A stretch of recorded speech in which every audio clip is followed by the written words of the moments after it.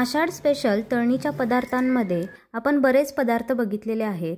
त्यातीलच हा पदार्थ ज्वारीच्या पिठाच्या चकल्या। दुसरी कोणतीही पिठं यामध्ये न मिक्स करता फक्त ज्वारीच्या पिठाच्या या चकल्या अगदी कमी तेलकट आणि खायला एकदम खुसखुशीत अशा बनतात। तर अगोदर गॅसवरती जाड तळ असलेलं कढई घ्यायची आहे। त्यामध्ये ज्या मापाने आपण पीठ घेणार आहे त्याच भांड्याने तितकंच पाणी घ्यायचं आहे। म्हणजेच 1 कटोरी आपण ज्वारीचं पीठ घेणार असेल तर 1 कटोरीच पाणी घ्यायचं आहे। म्हणजेच पाणी आणि पीठ हे समप्रमाणात आपल्याला वापरायचं आहे। तर पाण्याला उकळी यायच्या अगोदरच यामध्ये आपण सगळे पदार्थ टाकून घेऊयात। त्यामध्ये अर्धा चमचा हळद घ्यायची आहे, अर्धा चमचा जिरे पावडर घालायचे आहे, 1 चमचा धने पावडर घालायचे आहे, काश्मीरी लाल तिखट 1 चमचा घ्यायचा आहे आणि 1 ते 2 चमचे आपण घरी साठवणीचा जो काळा मसाला बनवलेला आहे तो घ्यायचा आहे। कारण मिळमिळीत चकली खायला छान नाही वाटत, त्यामुळे चकली तिखट बनवण्यासाठी इथे 2 चमचे मी काळं तिखट घेतलेलं आहे। त्यानंतर जेवढं पीठ घेतलेलं आहे त्या प्रमाणात चवीनुसार यामध्ये मीठ ॲड करायचं आहे। 3 ते 4 चमचे पांढरे तीळ यामध्ये घालायचं आहे आणि तेलाची छोटी पळी तितकं तेल या पाण्यामध्ये मिक्स करायचं आहे। तर सगळे पदार्थ पाण्याला उकळी येण्या अगोदरच पटापट यामध्ये घालून घ्यायचे आहेत। चकलीसाठी लाल तिखट तुम्हाला वापरायचं नसेल तर लसूण आणि मिरचीचं वाटण करून सुद्धा यामध्ये मिक्स करू शकतो। सगळ्यात महत्त्वाचा जिन्नस म्हणजे ओवा। ओवा हातावरती चुरून यावरती घालायचा आहे। हे सगळे पदार्थ अगदी रोजच्या वापरण्यातले आहेत, त्यामुळे घरामध्ये सहज उपलब्ध असणाऱ्या साहित्यामध्ये ही चकली बनवून तयार होते। ही चकली बनवण्यासाठी कोणतीही पूर्वतयारी करण्याची गरज अजिबात नाही। अगदी 15 ते 20 मिनिटांमध्ये ही चकली सहज तयार होते। सगळे जिन्नस पाण्यामध्ये घालून झालेले आहेत। पाण्याला थोडीशी उकळी यायला लागलेली आहे, तर चमच्याने ढवळून सगळे पदार्थ अगदी एकसारखे पाण्यामध्ये मिक्स करून घ्यायचे आहेत। मिक्स करून झाल्यानंतर भरपूर अशी बारीक चिरून कोथिंबीर यामध्ये घालायची आहे। कोथिंबीर नाही घातली तरीसुद्धा चालेल, परंतु कोथिंबीरीचा जो वास असतो तो खूप छान येईल आणि चकली खायलासुद्धा खूप खमंग अशी लागेल। तर मी भरपूर अशी कोथिंबीर बारीक करून यामध्ये घातलेली आहे। नंतर चमच्याने थोडंसं ढवळून घेतले आणि या पाण्याला खळखळून अशी उकळी येऊ दिली। ही स्टेप महत्त्वाची आहे की पाण्याला एकदम खळखळून अशी उकळी यायला पाहिजे। त्यानंतर गॅस पूर्णपणे बंद करायचा आहे आणि त्यामध्ये पीठ मिक्स करायचं आहे। गॅस बंद करूनच यामध्ये पीठ घालून घ्यायचं आहे। चमच्याने पीठ अगदी एकसारखं पाण्यामध्ये मिक्स करून घ्यायचं आहे। जितकं पीठ आहे तितकंच पाणी घेतल्यामुळे आपल्याला एक्स्ट्रा पाणी वापरण्याची गरज अजिबात नाही। या पिठाची आपल्याला उकड बनवायची आहे, परंतु गॅसची फ्लेम अजिबात चालू करायची नाही। पीठ पाण्यामध्ये व्यवस्थित मिक्स करून झाल्यानंतर याला 10 मिनिटं आपण असंच झाकून ठेवणार आहे। 10 मिनिटे पीठ झाकून ठेवल्यामुळे पीठ अजून थोडंसं फुललं जातं आणि त्याची चांगली उकड बनते। यामध्ये चिकटपणा येण्यासाठी गव्हाचं पीठ किंवा कोणत्याही प्रकारचं पीठ मिक्स करायची गरज नाही। उकड व्यवस्थित निघाली की पिठाला चिकटपणा आपोआपच येईल। तर 10 मिनिटे पीठ असंच झाकून ठेवायचं आहे। गॅसची फ्लेम बंदच ठेवायची आहे।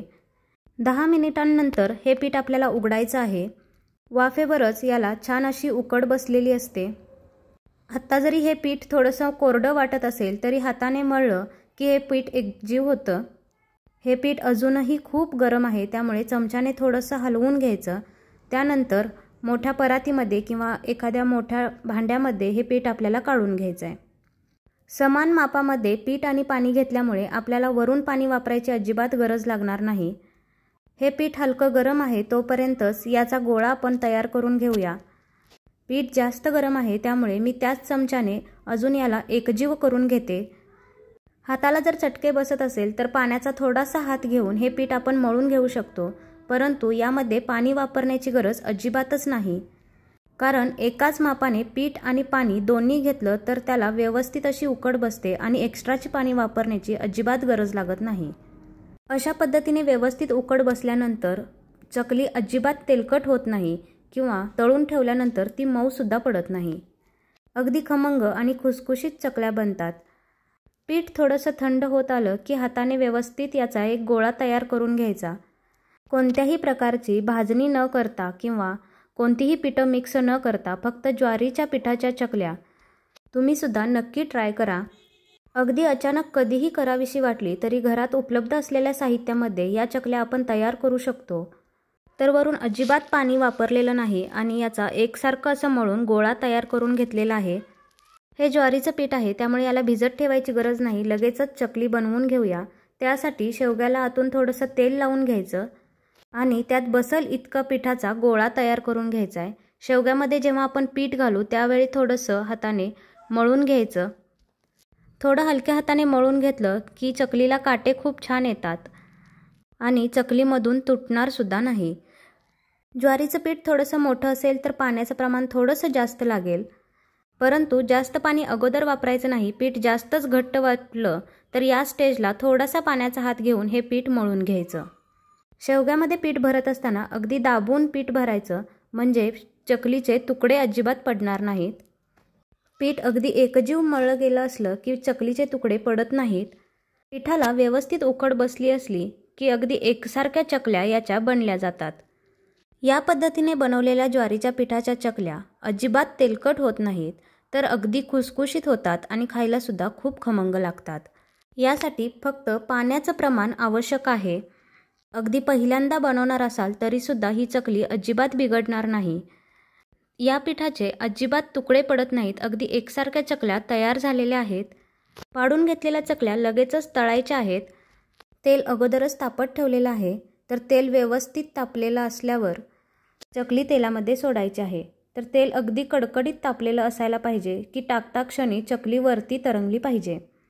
चकली तेलामध्ये सोडूपर्यंत गॅस फास्ट ठेवायचा आहे आणि त्यानंतर गॅस आपल्याला स्लो करायचा आहे. त्यानंतर मंद गॅसवरती आपल्याला दोन्ही बाजूनी एकसारख्या रंगावरती ही चकली तळून घ्यायची आहे. चकलीला जास्त उलटापालट करायची गरज नसते. अगदी 2 ते 3 वेळा चकली पलटली तरीसुद्धा पुरेसं होतं. चकली व्यवस्थित भाजली नसेल तरच ती थोड्या वेळानंतर मऊ पडते. चकली व्यवस्थित भाजली हे कसं ओळखायचं, तर तेलाच्या ज्या बुडबुड्या येतात त्या एकदम यायला बंद होतात. तेलाचे बुडबुडे येणे बंद झाले की चकली व्यवस्थित भाजले असं आपल्याला ओळखता येतं. ही चकली तेलातून बाहेर काढल्यानंतर सुद्धा अजिबात मऊ पडत नाही किंवा जास्त तेलकट अजिबात होत नाही. या उलट तेल व्यवस्थित तापलेलं नसेल आणि तेलामध्ये चकली टाकल्यानंतर अगदी तळाला गेली असेल आणि त्यानंतर ती वरती आली तर चकली एकदम तेलकट होते आणि थोड्या वेळानंतर ती मऊ पडते. त्यामुळे तेल व्यवस्थित तापल्यानंतरच त्यामध्ये चकली सोडून घ्यायची. तर अशा पद्धतीतच मी सगळ्या चकल्या तळून घेतलेल्या आहेत. अगदी एकसारख्या रंगावरती या चकल्या तयार झालेल्या आहेत. ही चकली अजिबात तेलकट होत नाही किंवा थोड्या वेळानंतर ती मऊसुद्धा पडत नाही. अगदी खुसखुशीत जशीच्या तशी राहते.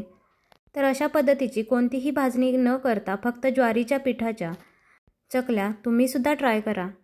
तर हा व्हिडिओ तुम्हाला कसा वाटला हे कमेंटमध्ये जरूर सांगा. व्हिडिओ आवडला असल्यास व्हिडिओला लाईक करा व चॅनलला सबस्क्राईब करायला मात्र विसरू नका.